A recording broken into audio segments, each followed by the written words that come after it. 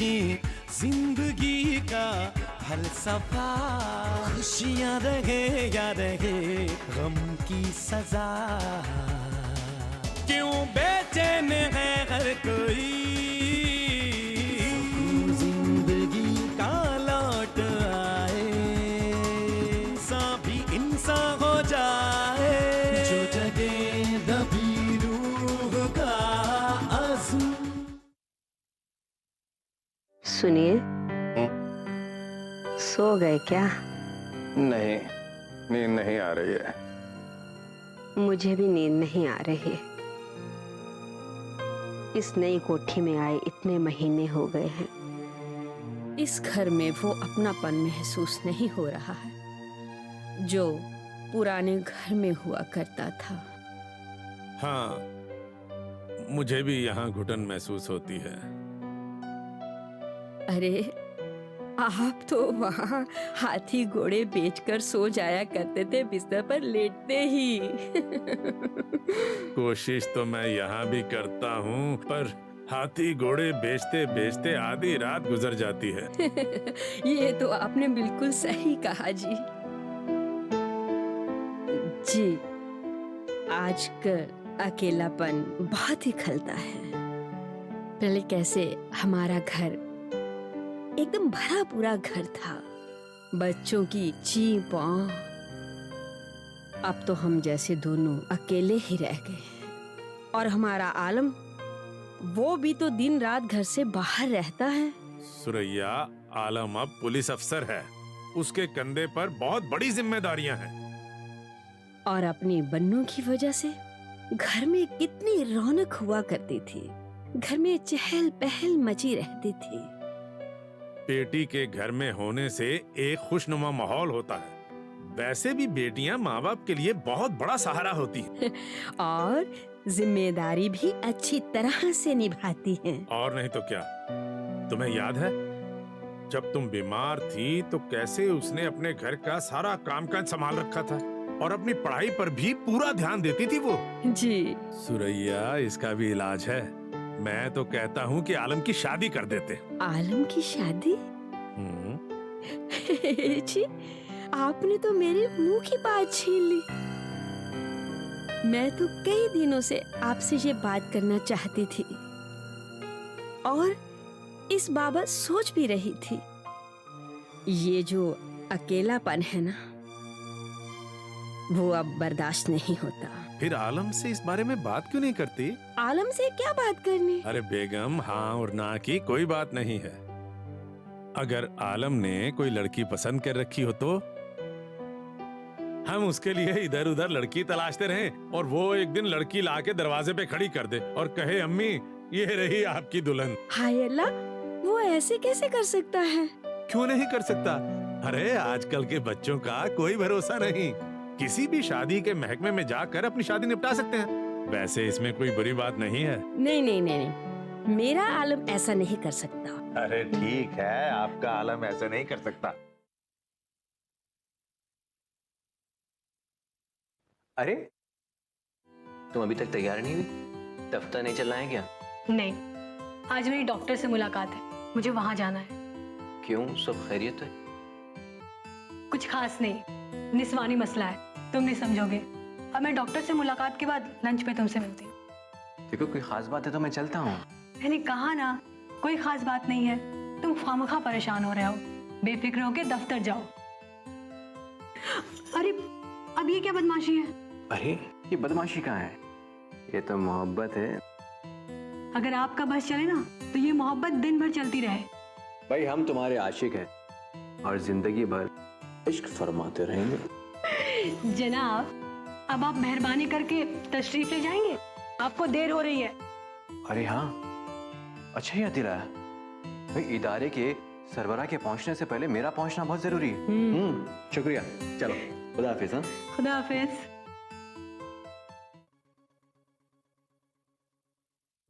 जनाब, आपने मुझे याद किया? हाँ कादर साहब, इस इदारे का हिसाब किताब आप ही देखते हैं ना? जी जनाब। अगर आप इस इदारे के हिसाब किताब पूरे गौर से देखते हैं तो इतनी गड़बड़ियां क्यों हैं? गड़बड़ियाँ? ऐसा तो नहीं होना चाहिए। ऐसा ही है। मैंने अकाउंटेंट मिर्जा को अपने साथ लेकर हिसाब किताब की जांच की है और वहां काफी गड़बड़ियां नजर आई हैं मुझे। तौबा तौबा, ऐसा कैसे हो सकता है? ये जानना तो आपका काम है। वैसे अब आप मिर्जा को साथ लेकर इस इदारे का फौरन ताजा तरीन गोशवारा तैयार कीजिए और मेरे सामने पेश कीजिए। जी ठीक है जनाब। और ये किताबें खरीदारी जो मैं देख रहा हूं ना, उसमें भी बड़ी बदनज़मी नजर आ रही है। काफी सियाह और सफेद दिखाई दे रहा है। मुंतज़ीम खरीद हशमत की कारगुजारियों पर थोड़ा गौर फरमाइए। यहां आने वाला सामान और जाने वाले सामान का कोई हिसाब किताब नजर नहीं आ रहा है। ठीक है जनाब, मैं देखता हूं। एक बात याद रखिए खादर साहब, मुझे ऐसे लोग कतई पसंद नहीं है जो अपने काम में लापरवाही बरतते हैं। अगर ऐसा कोई है तो आप उन्हें ताकीद कीजिए, और अगर फिर भी वो राह रास्त पर ना आए तो उन्हें बर्खास्त कर दीजिए, क्योंकि ऐसे लोगों की हमारे इदारे में कोई जरूरत नहीं है। जी ठीक है। और हाँ, ऐसे लोगों को बाहर का रास्ता दिखाने में अगर आपको जाती या जज्बाती तकलीफ हो रही है तो मुझसे कह दीजिए। ऐसा काम तो मेरे बाएं हाथ का है। जी ठीक है जनाब। अब आप जाइए और जो मैंने कहा है उसे अंजाम दीजिए। जी ठीक है।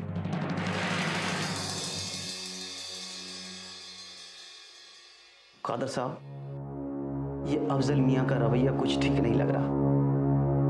वो दिन ब दिन परेशानी बढ़ा रहे हैं और उनके बात करने का अंदाज बहुत ही हिकारत आमेज है।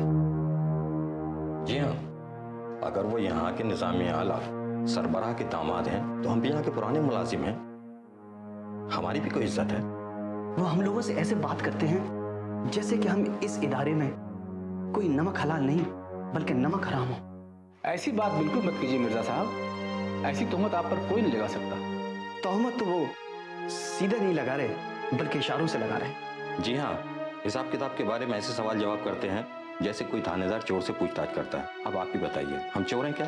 नहीं नहीं, बिल्कुल नहीं, बल्कि ऐसी बात तो आप लोग को सोचनी भी नहीं चाहिए। अरे हम कहाँ सोच रहे हैं, सोचने वाला तो और कोई है। मैं तो कहता हूँ कादर साहब, अगर ऐसे ही चलता रहा तो यहाँ मुलाजमत करना दुश्वार हो जाएगा। आपने सही कहा हशमत मियाँ, लेकिन ये बात तो मेरे दिल में भी चल रही थी कुछ दिनों से। मेरा मशवरा तो ये है कि हमें लगे हाथों किसी दूसरी नौकरी की तलाश शुरू कर देनी चाहिए। मैं आपके इस मशवरे से इत्तेफाक रखता हूँ। नहीं नहीं, ऐसी बात नहीं है, आप लोग इतनी जल्दी मायूस ना हो, थोड़ा सब्र करें। और कितने दिन तक हौसला रखें कादर साहब? बस चंद रोज और सब्र कीजिए, मौका मिलते ही मैं रियाज साहब से बात करूंगा और इंशाल्लाह सब ठीक हो जाएगा। कहाँ रह गए थे? मैं दफ्तर में भी तुम्हारा इंतजार करती रही। वो तामीराती साइट पर कुछ रुकावट आ गई थी। एक मजदूर पहले माले से गिर गया था, बस उसी में उलझा हुआ था। उस मजदूर को कोई गहरी चोट तो नहीं आई? नहीं, बस मामूली सी चोटें आई हैं। डॉक्टर के पास ले जाकर मरहम पट्टी करवाई, फिर उसे घर छोड़ दिया।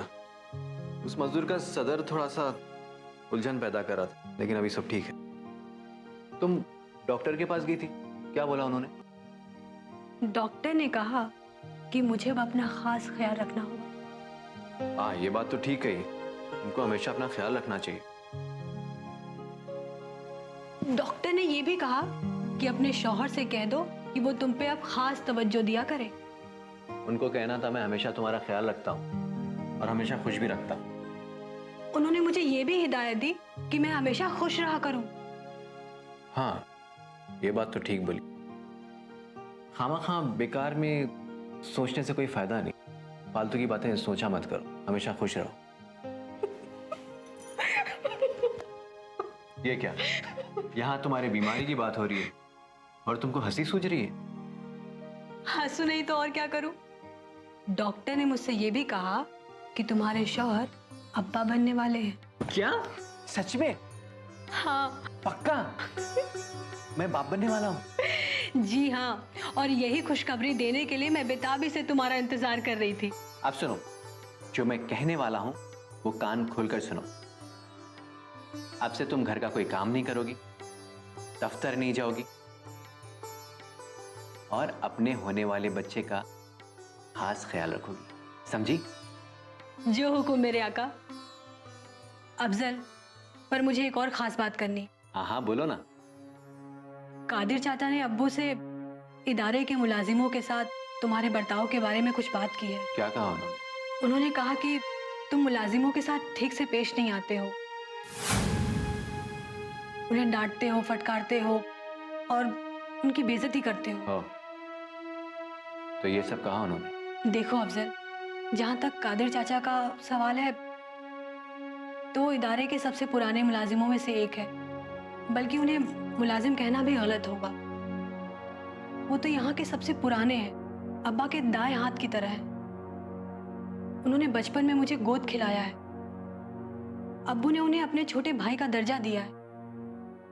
उन्हें मुलाजिम ना मानकर अपने कारोबार का एक अहम हिस्सा माना।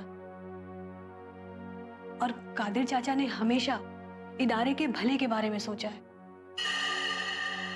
खुदा ना खास्ता अगर उनसे कोई भूल भी हो जाए तो उनके साथ उस तरह से पेश मत आना जिस तरह से तुम दूसरे बुजुर्गों के साथ पेश आते हो। नरगिस बिनते महबूब अली, आपको बाइवत 25,000 महर मुअज्जल आलम खान इब्न रहमान खान के निकाह में दिया जाता है। क्या आपको कबूल है? कबूल है। क्या आपको कबूल है? कबूल है। क्या आपको कबूल है? कबूल है।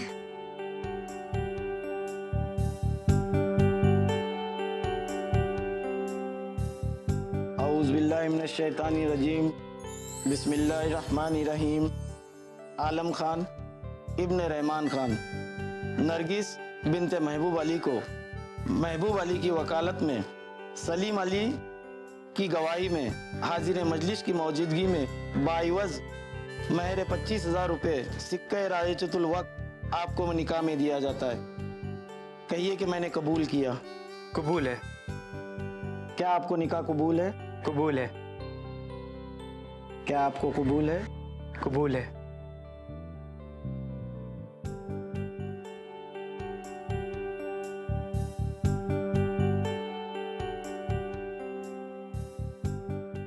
कादर भाई। जी जनाब। इसमें 5 लाख रुपए हैं, ये जनाब लोखंडवाला जी को पहुंचा दीजिए। जी। आराम से संभाल के। खुदा हाफिज। खुदा हाफिज।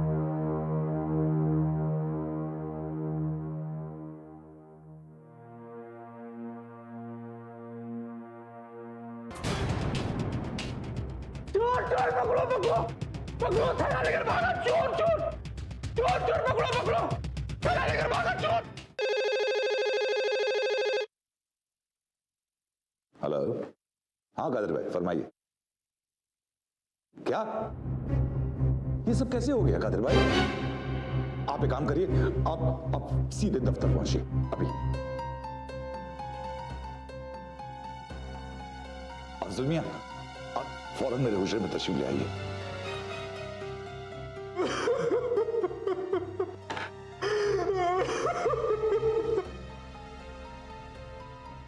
लीजिए, पहले आप पानी पी लीजिए।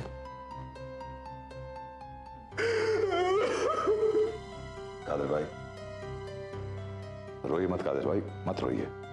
रोने से कोई मसला हल तो नहीं होगा ना। आप इत्मीनान से पूरी बात बताइए कि आखिर ये हादसा हुआ कैसे? क्या बताऊं जनाब, मेरी तो तकदीर ही खराब थी।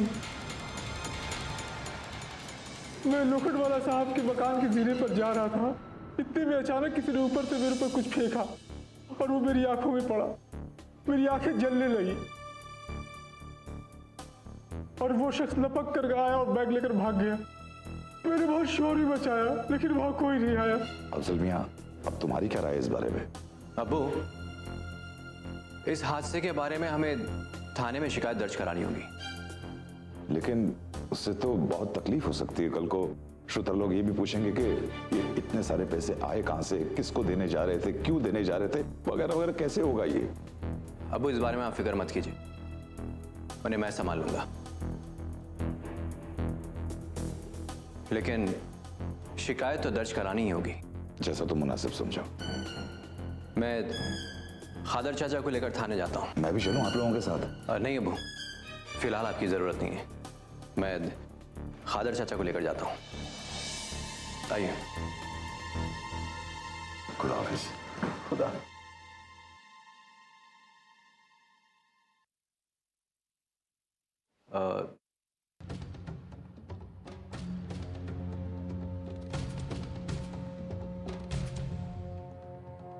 वो भिंडे साहब ने कहा था कि शिकायत आपके पास दर्ज करवाएं। बैठिए।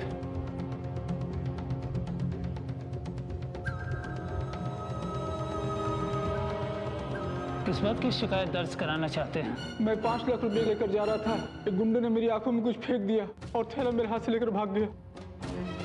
पहले तो आप ये बताइए कि आप हैं कौन? मेरा नाम कादर कुरैशी है, मैं रियासत अमीरात में काम करता हूँ। ये हादसा कहाँ पेश आया? सपना मंजिल के जीने पर। कितने बजे? तकरीबन दोपहर के 12:30 का वक्त था। आप उस आदमी के हुलिये के बारे में बता सकते हैं? दिखने में वो कैसा था? मैं उसके हुलिये के बारे में कुछ बता नहीं सकता। ताज्जुब की बात है, वो आदमी आपके करीब आया और थैला छीन करके भाग गया। इस बात का कोई चश्मदीद गवाह? नहीं, कोई नहीं। क्यों नहीं?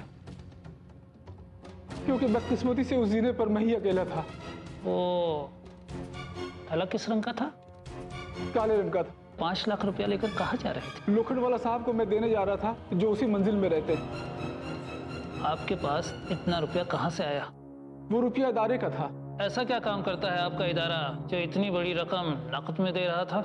जी दरअसल हमारा काम। आपकी तारीफ?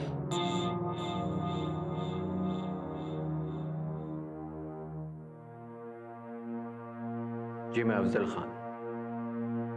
खादर साहब हमारे इदारे में आला ओहदे पर काम करते हैं। हमारे इदारे का मतलब? हमारे इदारे का मतलब रियासत अमीरात, जिसके सरबरा रियाज साहब मेरे ससुर भी हैं और मैं उस इदारे का मुंतजिम आला। आप इस पर अपना नाम और पता दर्ज कर दीजिए। जी।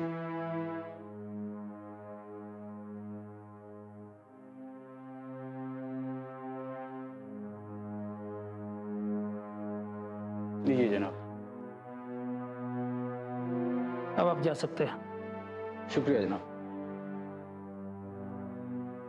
तो बैठो।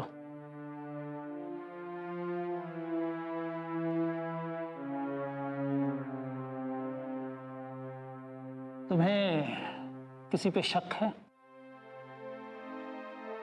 नहीं। ये कादिर भाई कैसा आदमी है? मतलब इसका चाल चलन कैसा है? कादर साहब बड़े ही नेक इंसान हैं। यूं समझ लीजिए खुदा के बंदे हैं। हमारे सरबराह उन्हें अपना छोटा भाई मानते हैं और ये भी मानते हैं कि वो हमारे इदारे के खैर ख्वाह हैं। तुम अपना पता और राब्ता नंबर लिख कर दे दो। जरूरत होगी तो हम तुम्हें बुला लेंगे। इस पर मेरा पता और राब्ता नंबर लिखा है।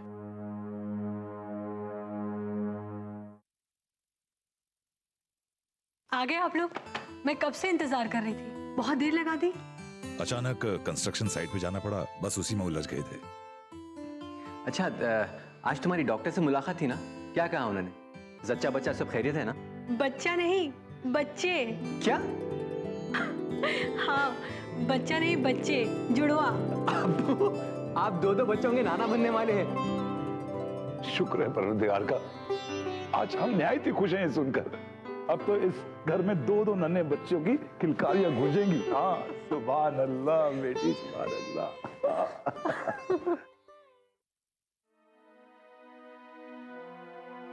लीजिए, खाना खा लीजिए। नहीं फातिमा, खाने का दिल बिल्कुल नहीं कर रहा है।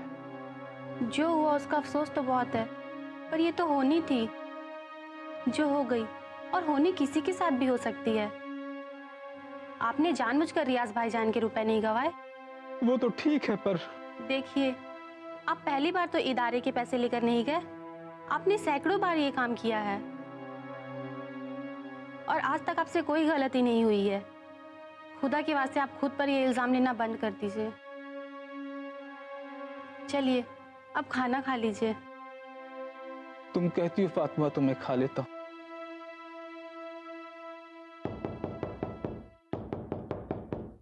ये इस वक्त कौन आया होगा? इतनी रात में कौन हो सकता है? अच्छा मैं देखता हूँ।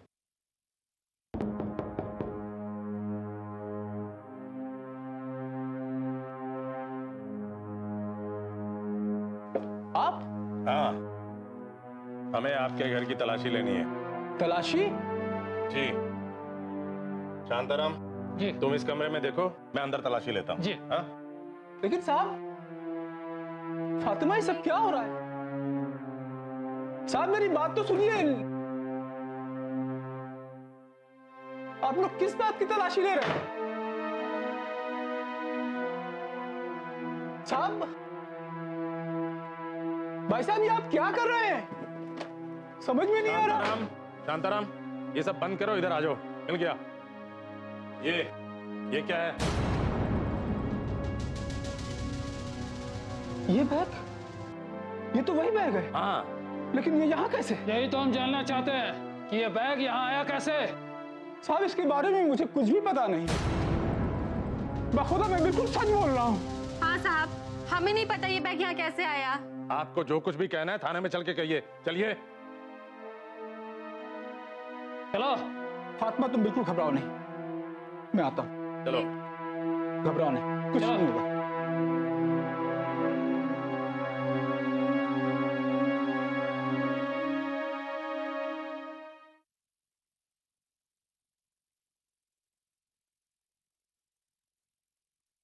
अबू चाय।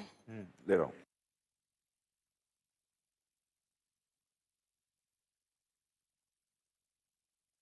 साहब आपके लिए फोन है। कहाँ से पूछा है? थाने से।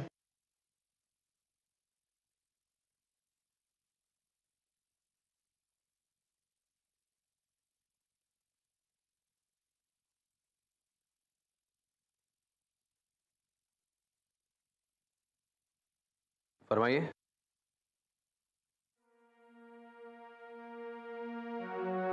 ठीक। जी ठीक है, मैं पहुंच रहा हूं।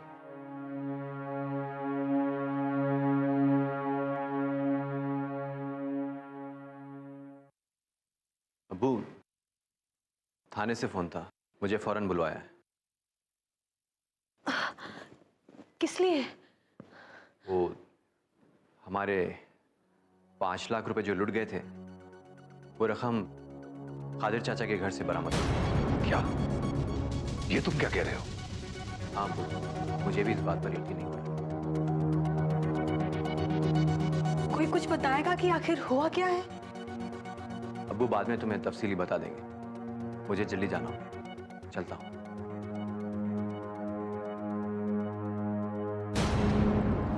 कादिर। पिंडे साहब, ये कितनी शर्मनाक बात है कि हमारे ही इदारे के एक ऐसे मुलाजिम ने यह हरकत की है जिस पर हम आंख बंद करके एतबार किया करते थे। मुलाजिम चाहे कितना भी पुराना क्यों ना हो, लेकिन आंख बंद करके भरोसा नहीं करना चाहिए। सारी रात हमने उसकी पूछताछ की, उसकी पिटाई की। वह कहता रहा कि मैंने चोरी नहीं की, मैं बेकसूर हूं। वह कह रहा था कि उसके खिलाफ किसी ने साजिश की है, उसे फंसाया गया है। आपको क्या लगता है? पिंडे साहब, आप तो जानते ही हैं, ऐसी बातें हर मुजरिम कहता है। अब्बू, मुझे तो अब भी यकीन नहीं हो रहा है कि कादिर चाचा ऐसा कर सकते हैं। यकीन तो मुझे भी नहीं हो रहा बेटी। हकीकत तो यह है कि रुपयों की बरामदगी उनके घर से हुई है। इससे बड़ा पुख्ता सबूत और क्या हो सकता है? पर अब्बू, वो तो हमारे बरसों से करीब थे। अपने करीबी लोग ही पीठ में छुरा घोंपते हैं। हम उन पर कितना एतबार करते थे। उसी एतबार का फायदा उठाया उन्होंने। बेटी अब समझ में नहीं आ रहा कि किस पर एतबार करें और किस पर नहीं। ये लीजिए आपकी बकाया रकम। अरे भाईजान, अस्सलाम वालेकुम। इतनी छोटी सी बात के लिए आपको जहमत उठाने की क्या जरूरत थी? मुझसे कह दिया होता कि नाचीज खुद आपके दर पर हाजिर हो जाता। ऐसी भी क्या जल्दी थी। खैर, अब आप ले ही आए हैं तो शुक्रिया। अरे तशरीफ रखिए ना। नहीं नहीं ठीक है। सब खैरियत तो है ना? हाँ सब खैरियत है, पर किसी दिन किसी को हमारे साथ के बारे में पता चल गया तो बड़ी मुसीबत आ जाएगी। अजी जनाब, हम आपके राजदार ऐसे ही थोड़ी ना हैं। अगर किसी ने आपके रास्ते में आने की कोशिश भी की ना, तो हम उसका वही हश्र करेंगे जो हमने आपके चुटकी बचाते ही कादिर मियां। आज के बाद आपकी जुबान पर खादर का नाम नहीं आना चाहिए।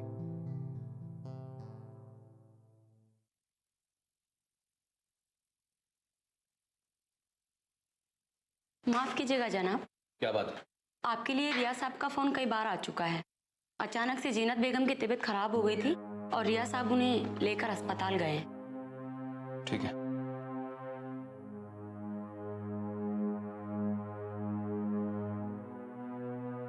अफजल बेटा, अब्बू, जीनत को क्या हुआ? बेटा अचानक उसके पेट में शदीद दर्द होने लगा तो मैंने डॉक्टर को फोन किया। डॉक्टर ने सलाह दी कि उसे हम फौरन हॉस्पिटल ले आए। उसे यहाँ ले आए, यहाँ उसकी जांच हुई, अब उसे ऑपरेशन थिएटर में ले गए। डॉक्टर साहिबा, अब जीनत कैसी है? उनकी हालत को देखते हुए हमें उनका ऑपरेशन करना पड़ा। जीनत बेगम और उनके दोनों जुड़वा बेटे अब खतरे से बाहर हैं। जुड़वा बच्ची? बहुत बहुत शुक्रिया डॉक्टर। अल्हम्दुलिल्लाह। तेरा लाख लाख शुक्र है। मुबारक हो अफजल मियां, मुबारक हो।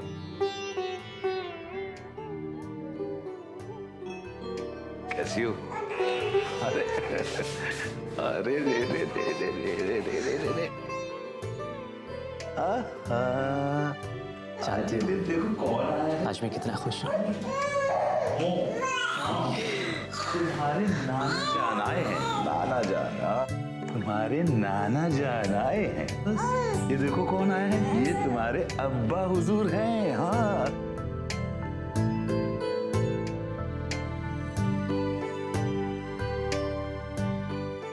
अब्बू, देखिए जरा गौर से देखिए, ये मेरी तरह लगता है ना? है ना बेटा, तुम गौर से देखो, इनकी शक्ल नाना जान पर गई है। नहीं नहीं अब्बू, आप इधर देखिए, इसकी नाक देखिए। यहाँ देखो आप, इसकी नाक देखो। अरे इसकी नाक तो देखो आप, मुझे मेरी जैसी तो है। देखो मेरी नाक गौर से। नहीं अब देखो, अरे मेरी नाक मेरी गौर से खड़ी देखो। नाक है। देखो यार, ये इसकी भी देखो। हाँ लगभग उसकी भी वैसे ही है। हाँ तो मेरी जैसी हुई ना। नहीं नहीं अरे जी, ये आप क्या कर रहे हैं? अरे अरे और तेज चलो ना, बच्चे को अच्छा लगेगा। इससे भी तेज चलो? हाँ। अरे वाह, ओ मेरे सज्जू को अच्छा लग रहा है बेटे, मजा आ रहा है। हाँ?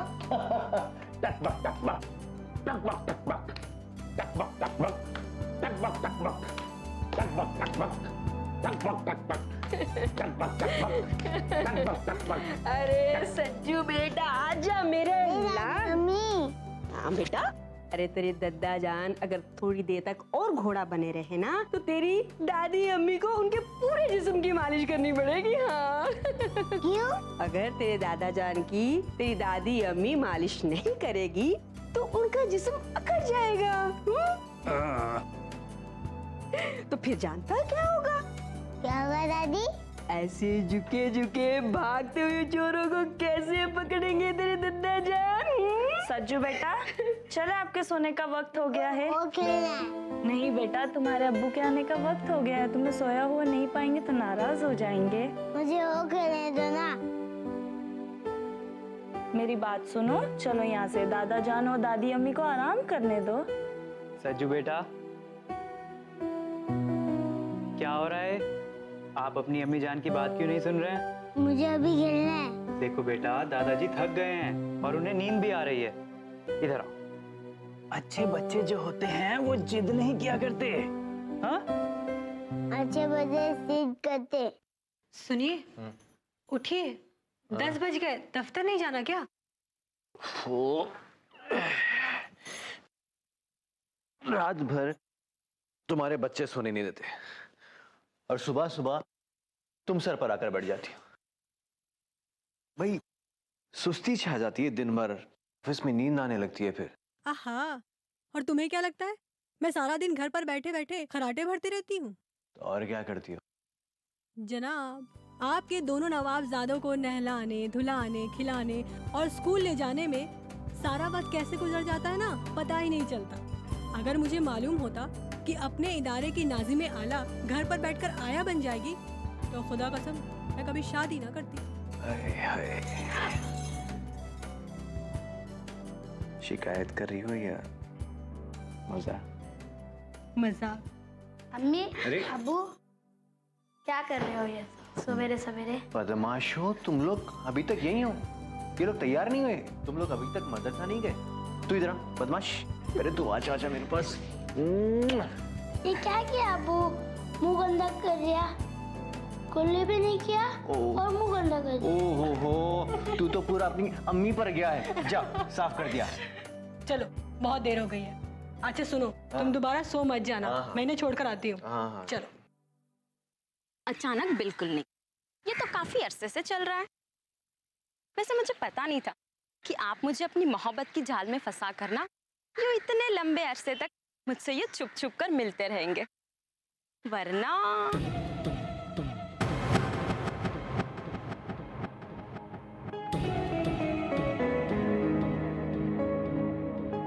वरना क्या? वरना ना मैं तब भी आप इससे मोहब्बत करती।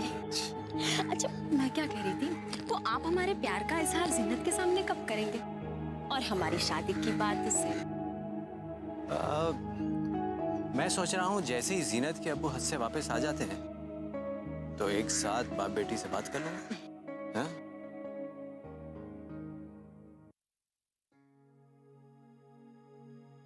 क्या सोच रहे हो? कुछ नहीं। बताना नहीं चाहते तो मत बताओ। नहीं, ऐसी कोई बात नहीं है।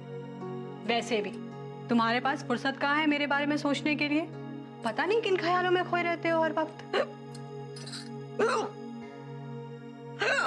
जीनत,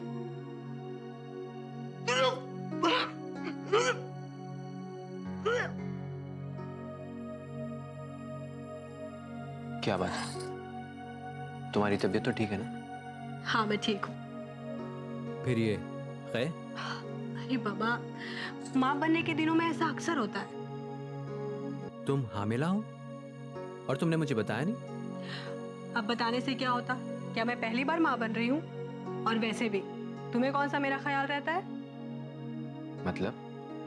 मतलब ये कि अगर तुम्हें मेरा ख्याल होता तो ये मेरा बढ़ा हुआ पेट दिखाई ना देता।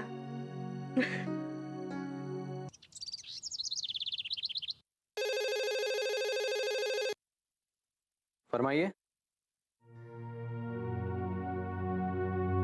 अब्बू इंतकाल कर गए?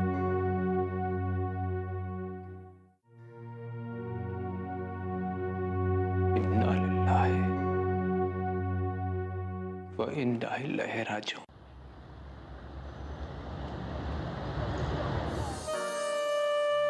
इजाजत है?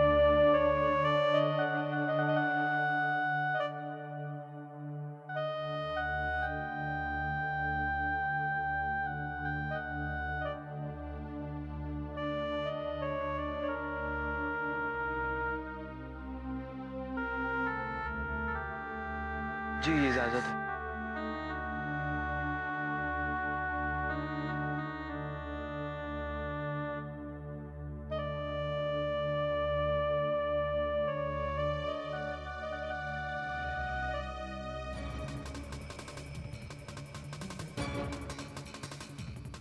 रुक जा अफजल।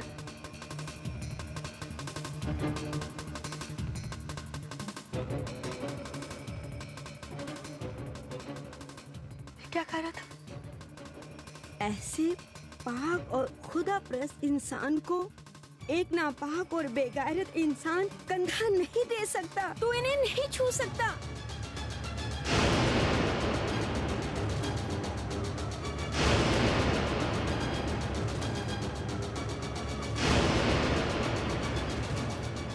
अम्मी ये क्या कह रही हैं आप? मैं बिल्कुल सही कह रही।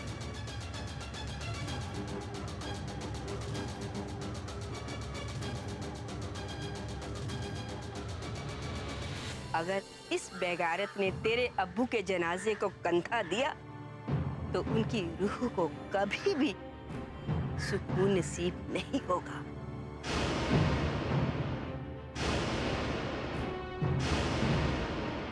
अम्मी, आप बेटा होने का हक मुझसे नहीं छीन सकती। हक?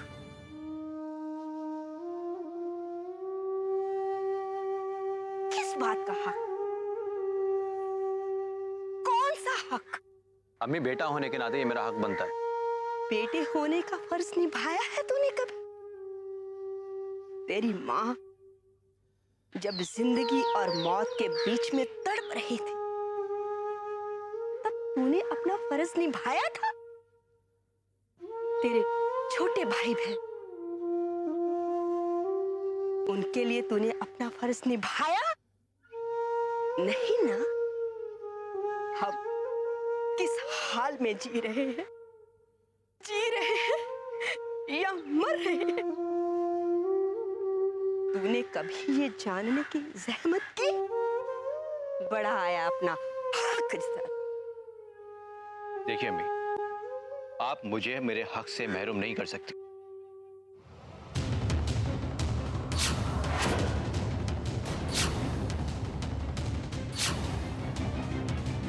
एक बात मैं साफ कर देती हूँ, जिनके जनाजे को तू कंधा देने की बात कर रहा है ना, उन्होंने जीते जी ही तुम्हें इस हक से महरूम कर दिया था। तू भी सुन ले। और उन्होंने खुद कहा था कि मेरे जनाजे को अफजल कंधा नहीं देगा। मेरा एक ही बेटा है और है आलम, तू नहीं।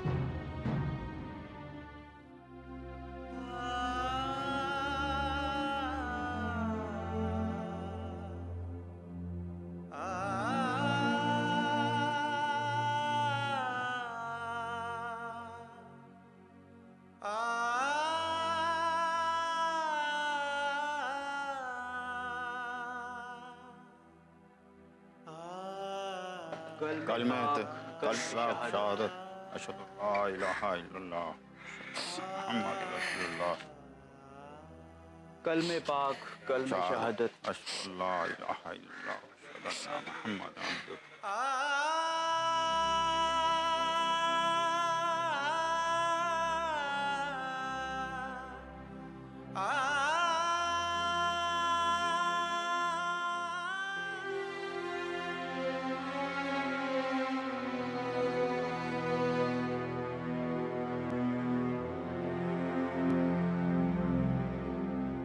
आ गए?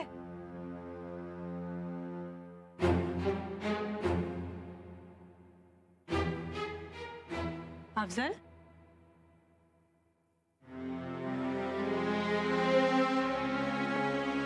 अफजल,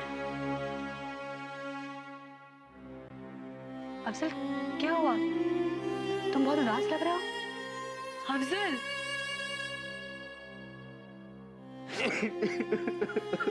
क्या हुआ अफजल? तुम रो क्यों रहे हो? कुछ बताते क्यों नहीं? अफजल, दिल पर अगर कोई बोझ है तो मुझे बताओ।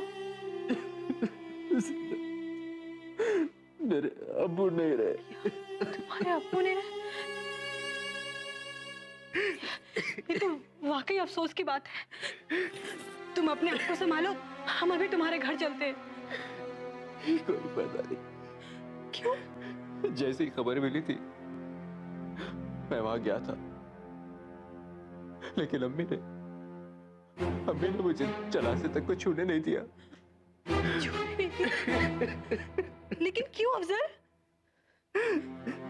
उनके मुताबिक मेरे अब्बू ने मरने से पहले मुझे मेरे हक से महरूम कर दिया था।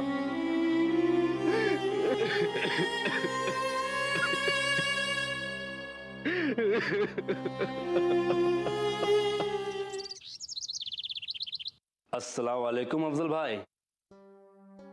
तुम यहाँ क्यों आए? मैंने तुम्हें कितनी बार ताकीद की है यहाँ नहीं आने की। माफ कीजिएगा अफजल भाई, दरअसल बात ही कुछ ऐसी जरूरी आन पड़ी कि मुझे आपको बगैर इत्तला किए आना पड़ा। आपको तो मालूम ही है, कुछ अरसे पहले मैंने अपना खुद का तामीराते इदारा शुरू किया था। हाँ तो फिर? बस फिर क्या, कल शाम को ये अचानक हादसा हो गया कि मेरे इदारे की जेरे तामीर इमारत की छत गिर गई और उसमें हमारे माहिर तामीरात के साथ 25 मजदूरों की दबकर मौत हो गई। ये तो बहुत बुरा हुआ। बस इसी मामले को रफा दफा करने के लिए मुझे कुछ 20 लाख रुपए की सख्त जरूरत पड़ गई, इसलिए मुझे यहाँ आना पड़ा। 20 लाख रुपए? इतनी बड़ी रकम मैं कहां से ला सकता हूं? ये तो मैं नहीं जानता अफजल भाई, लेकिन मेरे इस बुरे वक्त में आपको मेरी मदद जरूर करनी ही पड़ेगी। अरे मैं कहां से कर सकता हूं इतनी बड़ी रकम का इंतजाम? मैंने आज तक आपके हर अच्छे बुरे काम में आपका साथ दिया है अफजल भाई। मैंने तुम्हें बताया ना, इतनी बड़ी रकम का इंतजाम करना मेरे बूते से बाहर की बात है। अफजल भाई, ये बात आप कह रहे हैं? आप तो रुपयों की खान पर बैठे हैं। अरे ये तो सब कहने की बात है अली भाई, माफ कीजिएगा, इतनी बड़ी रकम का इंतजाम मैं मुहैया नहीं करा सकता।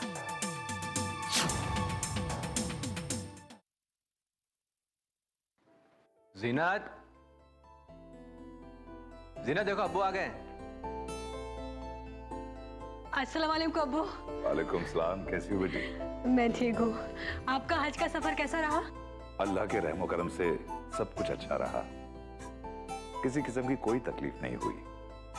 आपकी सेहत तो दुरुस्त रही ना? पूरा सफर बस उस पाक परवरदिगार की निगहबानी में हुआ, सब अच्छा रहा बेटा। अरे भाई सारी बातें अभी कर लोगी क्या? अब्बू आप जाइए, थोड़ा तरोताजा हो जाइए, हम इत्मीनान से बात करते हैं। ठीक है। कुल्लन मियां, कुल्लन मियां। मजा मुझे करा था तो क्या वाला था? नानू आप हज पर गए थे? हाँ बेटा। ये हज क्या होता है? बेटा हज इस्लाम की जरूरी फराइज में से एक है। हज करना हर मुसलमान पर फर्ज है जो जिसकी हैसियत हो। बेटा हर मुसलमान की दिली तमन्ना होती है कि अल्लाह उसे हज करने की तौफीक अता फरमाए। अब्बू चले, अफजल खाने पे इंतजार कर रहे होंगे। शाही शब्बीर तुम भी चलो। चलो चलो चलो, मैं आ रहा हूँ। मैं देखती हूँ।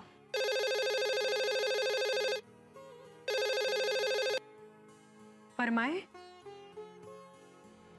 जरा रुकिए, अब्बू आपके लिए मोहम्मद अली साहब का फोन है।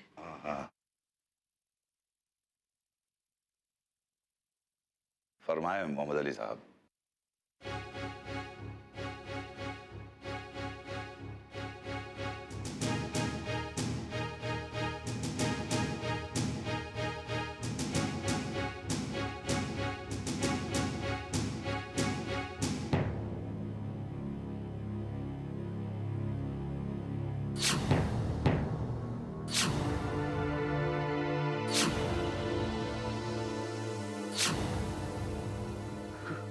अब्बू, अब्बू क्या हुआ? अब्बू,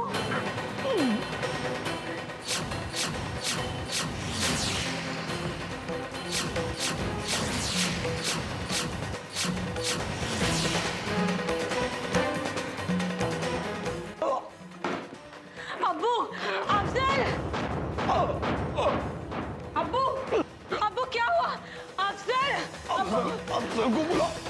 अफजल, अफजल, अब्बू मैं डॉक्टर को बुलाती हूँ। अब्बू क्या हुआ? अब्बू डॉक्टर को बुलाओ। अब्बू कुछ नहीं होगा, डॉक्टर को बुलाएंगे। अब्बू अब्बू तुम इस कमरे से बाहर अब्बू आपको इस हालत में छोड़कर कुबैया जाओ। अब्बू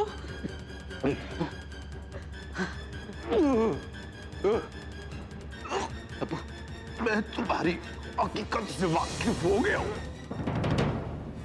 मेरी जीनत बड़ी मासूम है। मैं तुमसे हाथ जोड़ के दरखास्त करता हूँ, अपने वायदे के लिए मेरी बच्ची को धोखा मुझसे कभी बेसहारा मत छोड़ना। वादा करो अफजल, वादा करो अफजल, अफजल।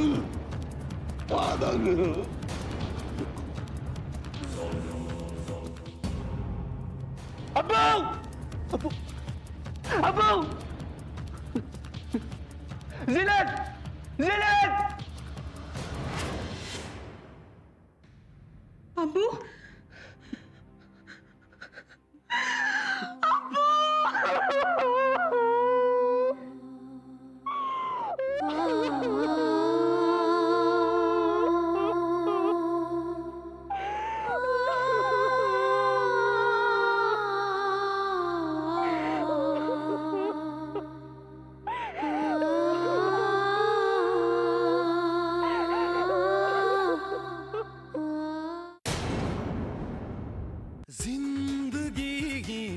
जिंदगी का फलसफा खुशियां रहे या रहे गम की सजा